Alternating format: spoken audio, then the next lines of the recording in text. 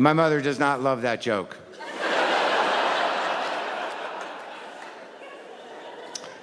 You know, some people think that like comedy it takes courage. I don't know if that's true. You know, I guess it is at some point. I don't even know if what I'm doing is comedy anymore. But I certainly don't have a lot of fear.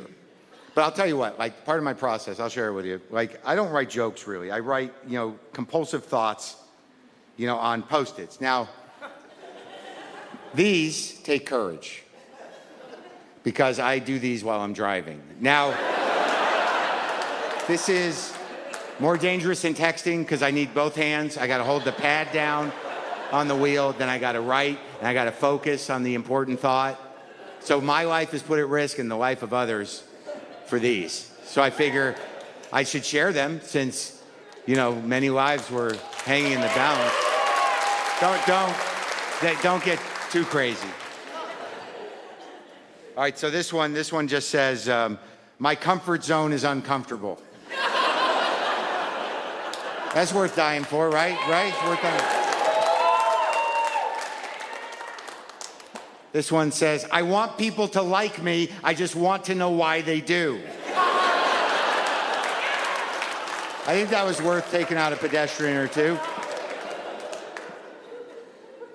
Oh, here's one. This is interesting. The monster I created to protect the kid inside me is hard to manage. Not a funny, but it's a thinker, right? It's a thinker. It kind of makes you think like, wow, that should be in a book with other things like that.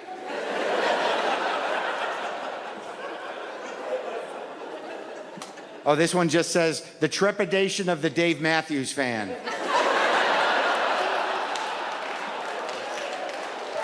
It's hilarious to me that people respond to just that.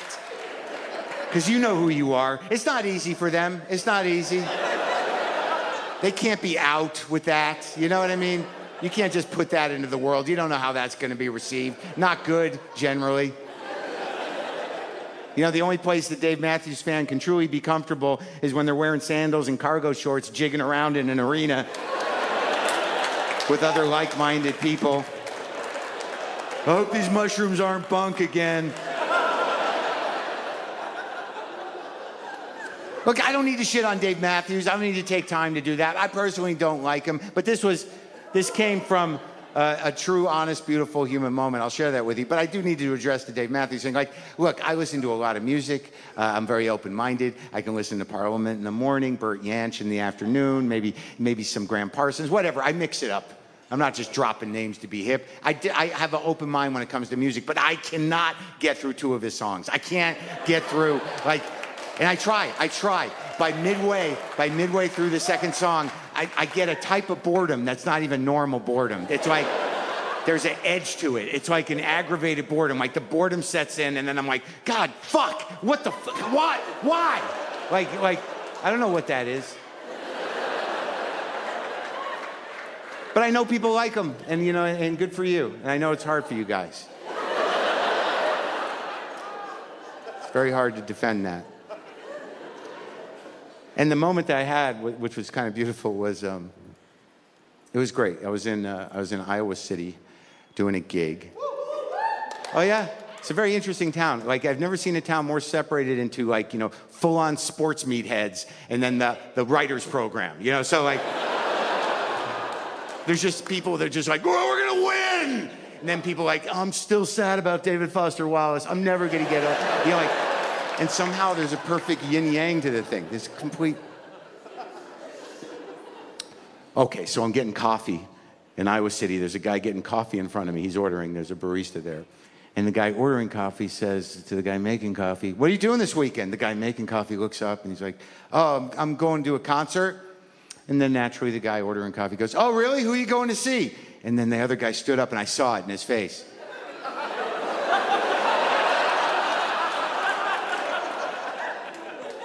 Dave Matthews Band.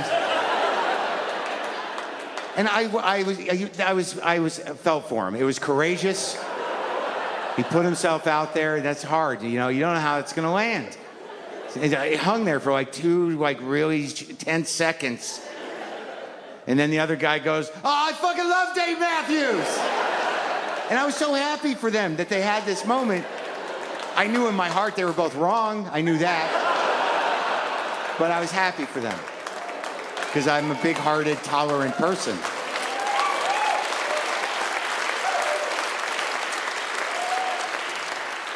Oh, yeah, this one. This one just says, I expect relief and life-changing impact from everything.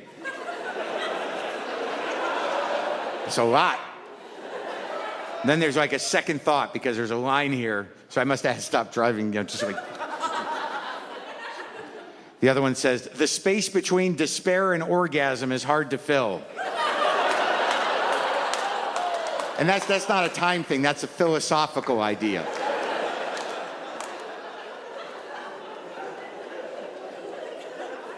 So, some guy sent me a hat.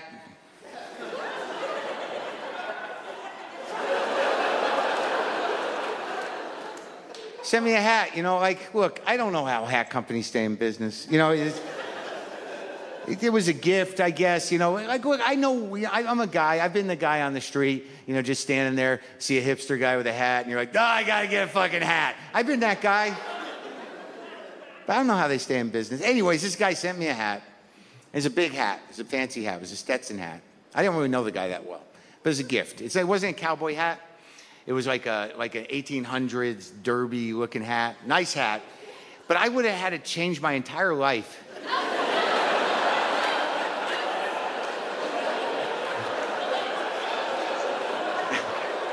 To accommodate that hat. I knew two things when I opened that box. I'm like, that's a nice hat. I Googled it. It's a $100 hat. And it's never leaving the house on my head. It's never going out.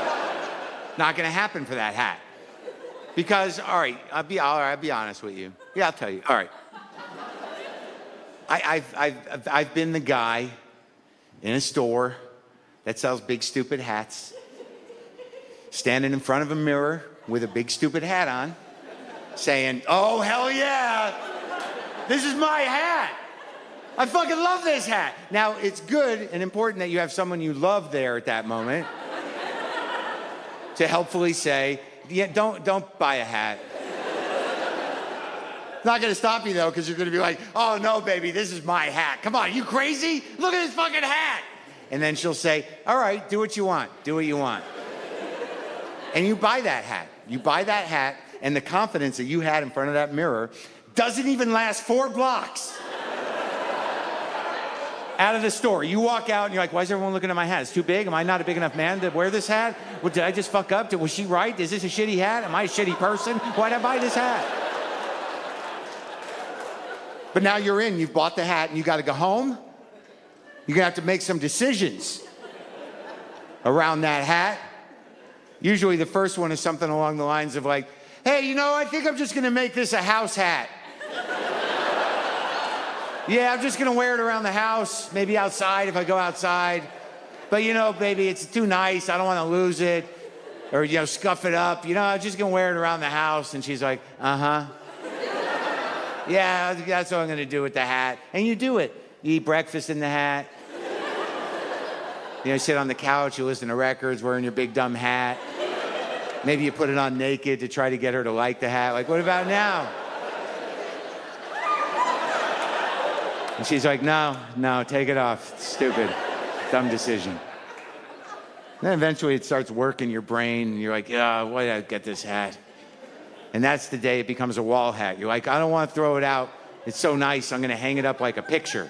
And you put a nail in the wall and you hang up your stupid, nice hat with the other artwork on the wall. It's a wall hat. People come over, they're like, it's a nice hat. You wear that? Not anymore. It's too nice. Could you not touch it, please? Don't put it on. Please don't put it on. Just leave it by the, just put it back. Thank you.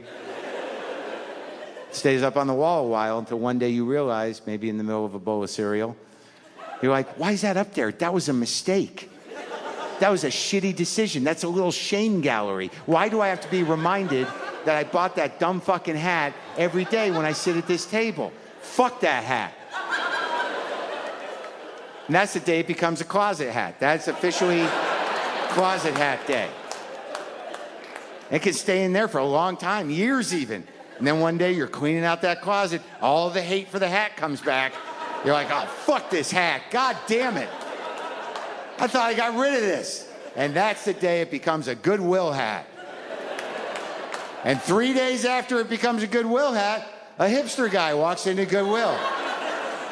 And he sees the hat, he's like, holy shit, that's a nice hat. That's a $100 hat.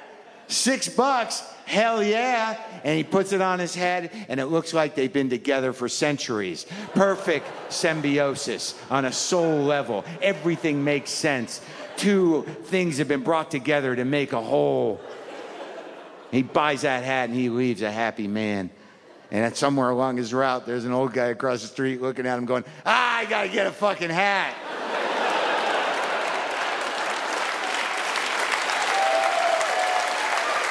And that is how the hat companies stay in business.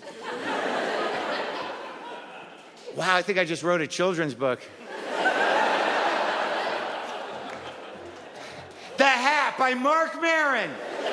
This is my favorite book my mom got me. It's about a stupid, silly, sad man who wants a hat. He's in the store and he wants to get a hat, but she doesn't want him to. She doesn't even really like him. But he gets the hat anyways because this man is a stupid, silly, sad man. And then he leaves the store and he keeps getting smaller and smaller and smaller until it's just a hat on the ground. And then he just shows up at home. I don't even know how that happened. He's so silly. And then he says, I'm just going to wear the hat in the house. Then why did you buy it, stupid? So he's just wearing it in the house now. He wears it, he's eating cereal. He wears it on the couch. He wears it outside. He wears it in a tree. And then he wears it naked. He's naked in just a hat. And she still doesn't like him. She hates him, I think. And then he decides he doesn't like the hat anymore, but he's gonna hang it on the wall like a picture. He's so stupid and sad and silly. He hangs it on the wall. His friends come over. He's like, don't touch my hat. Don't put it on. Take the hat off. He's getting mean, the stupid, silly, sad man. Then one day he's sitting at the table looking at the hat. And he's like, oh, I don't like that hat. And then he puts it in the closet. And that's where the magic shoes are from the other book. That's his other book. So it stays in the closet for a long time because he gets a cat, and then the cat gets old, and then the cat goes away, and then he gets another cat, and then he decides to clean the closet, and he sees the hat, and he's mad at it again. He's like, I hate this hat. And then he brings it to another store, but it's a sad store. All the other things in the store are crying. There are machines that don't even mean anything anymore, and they're crying in the store. But my grandma told me this one's a toaster oven. Crying toaster oven. The hat loses all its color. Sad. But then the man with the curly mustache comes in. And he sees the hat, and he's so excited, and it gets its color back. And then he puts the hat on, and they're perfect together. They both turn a nice color. This whole book has a lot of colors. And then he buys it, and he leaves, and it's sunshine out, and it's so nice, and he's so happy. And then there's another man on the street, and he wants a hat, and it's going to start all over with that man. And then the man with the mustache flies away with his mustache. I love this book. The Hat by Marc Maron.